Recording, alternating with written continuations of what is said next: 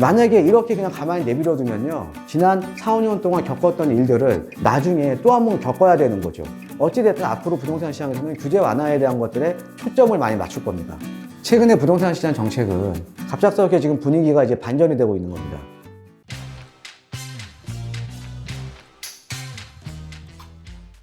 네, 안녕하십니까 시청자 여러분.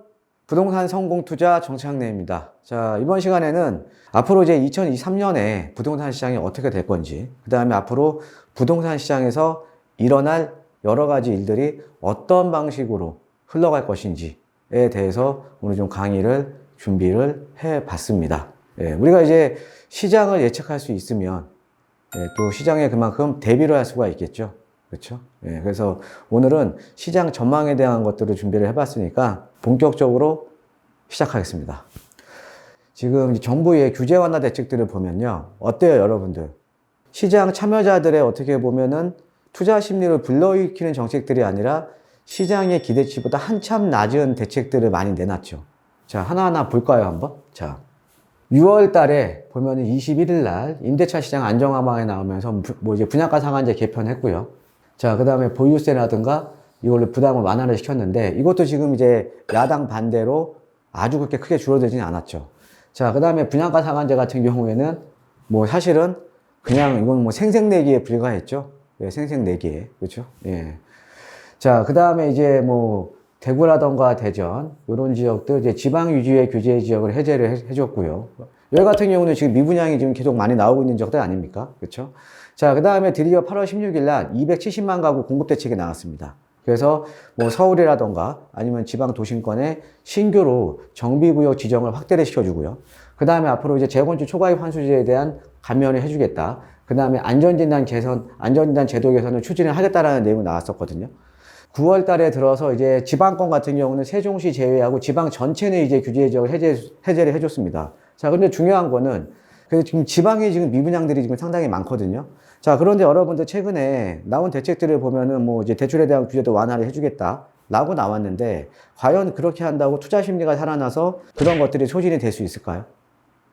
네, 제가 볼 때는 아닙니다. 네, 절대 아니에요. 네. 자, 그 다음에 이제 재건축 부담금 합리화 방안, 아까 재건축 초과이익 환수제 감면 조치죠. 이것도 이제 재건축 부담금 면제 기준을 상향시켜줬고요. 초과이익 구간도 조정시켜줬고요. 그 다음에 1주택자 장기 보유자 추가 감면. 그러니까 우리가 양도소득세라든가, 우리가 이제 종부세라든가, 1주택자들 같은 경우에 오랫동안 보유했던 분들은 감면을 해주고 있잖아요. 예, 장기 보유 특별공제 같은. 그래서 이것도 이제 재건축 초과이익 환수제에 이제 들어와 있는 거죠. 이렇게 들어와 있는 거죠.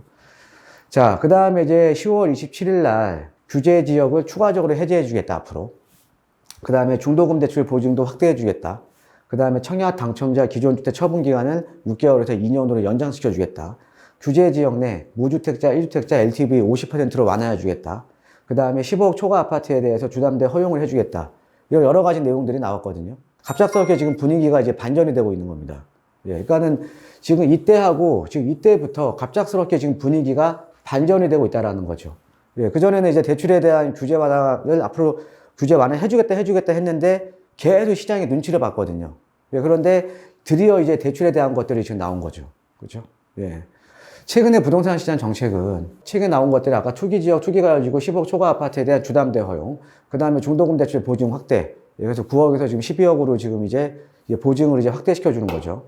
자, 그 다음에 규제 지역 추가 해제를 검토하겠다. 11월 중으로. 자, 그런데 중요한 건 이거죠. 그러면 규제 완화가 이제 본격적으로 시작인데 왜 이렇게 지금 규제 완화를 본격적으로 드라이브를 지금 거는 건가? 과연 왜 그럴까요? 과연. 자, 그 이유를 한번 살펴보겠습니다.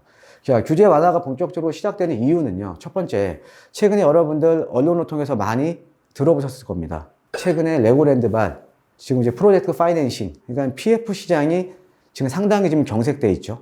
그렇죠? 예, 그럼 PF 시장이 경색이 되고 있다는 의미는요.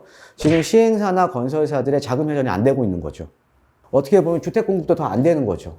지금 엎친 데 덮친 격으로 지방의 미분양 물량이 지금 폭증을 하고 있습니다. 자, 그런데 여기서 우리가 중요한 거는 이번 정부의 8.16 대책이 어떻게 보면은 이 정책의 근간이 되는 정책이거든요. 8.16 대책들이요. 여기 보면 8.16 대책에 보면 270만 호 공급을 하겠다라는 거는 민간 공급을 통해서 지금 하겠다라는 겁니다.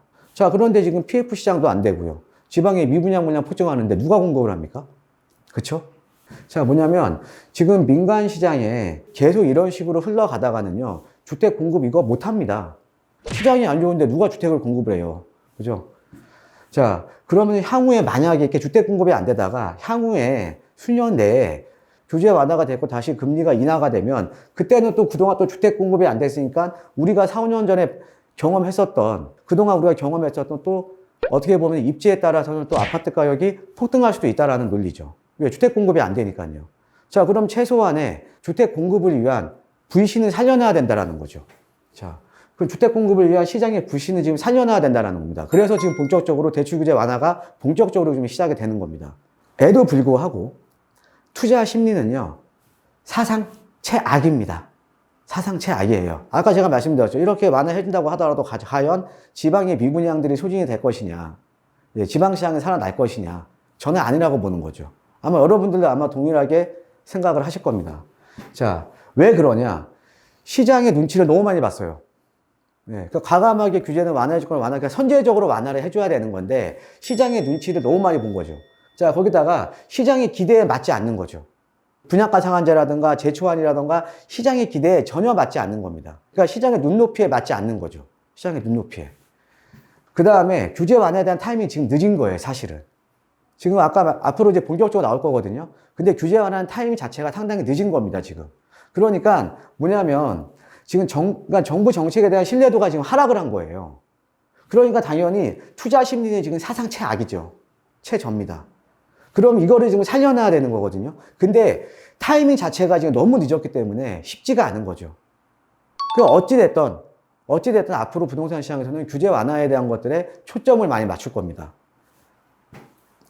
자, 그럼 이제 투자 심리를 회복하는 게 이제 급선무잖아요. 어찌됐든 시장에 대한 불신을 살려놔야 정부에서 발표했던 270만 원 공급도 차질 없이 공급이 되는 거고요. 그죠?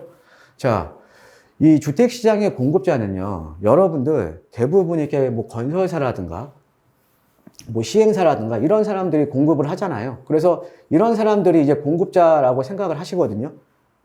근데 아니에요. 예, 건설사나 시행사 아닙니다.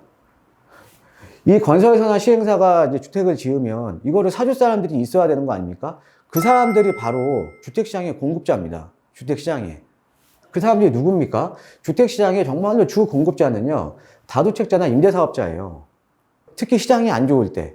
시장이 좋을 때는 무주택자들도 주택을 매입을 하지만 시장이 안 좋을 때는요, 정말 주택시장의 주 공급자는 다주택자나 임대사업자라는 거죠.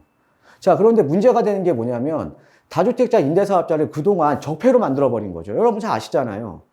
예, 집 못 사게 만들고, 그러니까 다주택자들 때문에 무주택자들의 집이 없다. 이런 논리로 인해서 지금 뭐 다주택자에 대한 세제 혜택도 지금 다 없애버리고요. 예, 주택 임대사업자에 대한 세제 혜택 다 없애버렸잖아요. 그러니까 규제를 하는 거고. 그 다음에 뭐 말도 안 되는 취득세 같은 경우도 중과시킨 거고요. 양도소득세도 중과시켜버리는 거고. 종부세도 중과시키는 거고. 말도 안 되게 해요. 그죠? 그러니까 뭐냐면 그동안의 정책들로 인해서 다주택자나 임대사업자를 규제를 하면서 지금 적폐로 몰아가고 있는 이게 지금 상당히 잘못된 거죠. 아니, 언제부터 우리나라가 평생 열심히 이제 땀 흘려서 일해서 내가 가지고 있는 주택 하나 있고 노후에 월세 받는 부동산 한두 개 있는 사람들, 한두 개 있는 분들, 이분들이 언제부터 우리가 적폐였습니까? 평생 땀 흘려 일한 노력의 대가잖아요. 근데 언제부터 이런 사람들을 적폐로 몰아가고 너네 때문에 우리가 집을 못 산다, 이렇게 만들었습니까? 그죠? 그러니까는 투자 심리가 더 회복이 안 되는 거죠. 이런 분들이 특히 시장이 안 좋을 때는 주택을 매입을 해줘야 되는 건데, 그러니까 여러분들 정확하게 아셔야 돼요. 이 주택시장에 있어서 주 공급자는요, 다주택자하고 임대사업자입니다. 시장이 안 좋을 때는. 자, 그러면은 시장의 그럼 정상화가 앞으로 가능할까라? 이 시장 정상화를 어떻게 가능하게 만들어야 되냐? 이게 앞으로 부동산 시장에서 일어날 일들이죠. 예, 그래서 그거를 좀 말씀을 드리면, 자, 주택 공급 활성화를 위한 투자 심리 회복이 먼저입니다. 그럼 당연히 규제 완화 해줘야겠죠. 그럼 앞으로 어떤 식으로 규제 완화가 되냐면요. 자, 이거죠. 민간에서 공급자 역할을 하는 다주택자나 임대사업자에 대한 규제를 완화를 해줘야 되는 겁니다. 완화를. 자, 그러면 앞으로 부동산 시장에 나올 일들이요. 주택 임대사업자 세제 혜택 무조건 부활됩니다. 왜? 이런 분들이 시장이 안 좋을 때는 집을 사줘야 되는 거니까. 왜? 주택 시장의 주 공급자가 이런 분들이잖아요. 그죠? 자, 그 다음에 주택 임대사업자 세제 혜택 부활되면 패키지로 취득세 정상화 조치 나오죠. 네, 저는 취득세 규제 완화라고 얘기 안 합니다. 정상화라고 얘기하는 거죠. 예, 비정상적이게 취득세를 올려버렸잖아요. 왜? 주택임대사업자들이 물건을 살 수 있게끔 장벽을 걷어야죠. 그러면 취득세 정상화 같이 나오는 거고, 얘 나오면 양도소득세도 정상화돼야 되는 거죠. 지금 일시적으로 유예되는 게 아니라. 조정대상 지역 같은 경우 일시적으로 유예된 거잖아요. 내년 5월 9일까지. 근데 일시적 유예가 아니라 그냥 다시 정상화 시키는 겁니다. 그러니까 지금 비정상화 됐던 시장을 그냥 정상화 시켜주는 거죠. 그 다음에 이제 시장이 안 좋아지면 여러분들 기억나실 거예요. 미분양들이 많아지면 항상 뭐가 나왔습니까? 예, 미분양 주택에 대한 양도세 감면 혜택 나왔습니다. 예, 특히나 이제 지방권들. 예, 지방 미분양 주택에 대한 양도세 감면 혜택이 나오겠죠. 그러니까 얘가 나오는 순간 이거는 다 자연스럽게 다 나오는 거고요. 자, 거기다가 지금 우리가 서민들이 위한 이제 대책들도 나오겠죠. 지금 이제 월세가 지금 계속 올라가잖아요. 서민들 입장에서, 임차인들 입장에서는 월세에 대한 부담이 너무 늘어나는 거죠. 자, 그러면 서민들이 위한 정책도 나와줘야겠죠. 그게 어떤 거냐면, 뭐 이제 전세자금 대출 완화, 그 다음에 저금리 대출 활성화입니다. 그러니까는 이제 정부의 이제 기금이나 이런 것들을 활용을 해서 뭐 저금리 대출이라던가 전세자금 대출을 완화를 해주겠죠. 그렇죠? 예, 이거는 이제 서민들이 위한 이제 정책들이고요. 예, 그래서 앞으로 이제 2023년 상반기쯤에는 나올 일들이요. 임대사업자 세제 혜택 부활되고요. 패키지로 얘 부활되면 취득세 양도 다 정상화되는 거고, 그 다음에 지방의 미분양들 계속적으로 폭증을 하면요. 미분양 주택에 대한 양도세 감면 혜택까지 나올 수도 있다라는 거죠. 예, 거기다가 서민들을 위한 정책으로는, 임차인들을 위한 정책으로는 지금 금리가 계속 올라가니까 기금을 통한 전세자금 대출, 뭐 완화, 그 다음에 저금리 대출, 이게 활성화될 가능성이 상당히 높다라는 거죠. 예, 이게 바로 2023년, 그러니까 내년 상반기에 일어날 일들입니다. 왜? 이렇게 해야 주택이 어느 정도 투자 심리는 회복이 돼야 주택이 공급이 되는 거예요. 주택이. 만약에 이렇게 그냥 가만히 내버려 두면요. 정부에서 8.16 대책에 내놨던 주택 270만 호 공급 절대 안 됩니다. 그러면 우리는 다시 한번 지난 4, 5년 동안 겪었던 일들을 나중에 또 한 번 겪어야 되는 거죠. 그렇기 때문에 여러분들 항상 이게 시장은 예측을 하고 대비를 하는 게 상당히 중요한 겁니다. 예, 그래서 여러분들 오늘 제가 해드렸던 강의, 예, 여러분들 그 투자하시는 데 있어서 좀 참고가 되셨으면 하고요. 자, 요즘 이제 가장 궁금하신 게 뭐냐면 지금 무주택자들이나 갈아타기 하실 분들이나 시장의 참여자들이 가장 궁금해 하시는 게 뭐냐면 과연 시장의 바닥이 언제냐? 시장이 언제 좀 활성화될 수 있을 것이냐를 상당히 지금 많이 궁금해 하시는 거거든요. 그러니까 근데 제가 오늘 정책들을 이런 뭐 주택임대사업자라든가 이런 것들을 지금 얘기를 하는 게요. 바로 어떻게 보면 그 타이밍을 잡기 위해서 말씀을 드렸던 겁니다. 자, 그래서 저는 어떻게 생각을 하냐면요. 자, 어찌됐든 지금 내년 상반기에는 제가 아까 말씀드렸던 이런 대책들이 다 나올 거예요. 정책들이. 네. 그렇다고 하더라도 일단은 지금 금리가 지금 지속적으로 인상이 되고 있죠. 예, 그 다음에 거시경제가 너무 안 좋죠. 그죠? 그래서 제가 봤을 때 내년 상반기에 이런 것들이 좀 나오고요. 금리 인상이 좀 이제 멈춰야겠죠. 예, 그 다음에 이제 거시경제들이 조금 더 상황이 좋아지면 내년 상반기 중에는 어느 정도 시장 전체적으로 보면 좀 이제 바닥권이지 않을까. 예, 이렇게 저는 이제 생각을 해보는 거죠. 예, 그 이후에 이제 국지적으로 보면 지금 최근에 보면은 가격이 내려가는 것도 부익부 빈익빈이잖아요. 그렇죠? 입지가 좋은 지역들은 상대적으로 덜 떨어지고 입지가 안 좋은 지역들이 많이 떨어졌거든요. 자, 그런데 앞으로 시장 자체는 이 양극화가 더 좀 심해질 거라는 거죠. 양극화 자체가. 예, 그래서 지금 이렇게 시장이 좀 반등을 하더라도 저는 그 안에서도 양극화 때문에 많이 오르는 지역이 있고 또 그렇지 못한 지역도 생길 거라고 본다라는 거죠. 예, 그래서 여러분들 이런 뭐 투자와 관련돼서 예, 궁금한 사항이 있으시면요. 항상 저희 부동산 성공투자와 함께 해주시고 뭐 이제 상담을 통해서 시장을 미리 예측하고 시장에 대한 투자 전략을 세워보시는 것도 좋을 것 같습니다. 자, 그래서 이번 강의는요. 여기에서 마치도록 하겠습니다. 예, 감사합니다.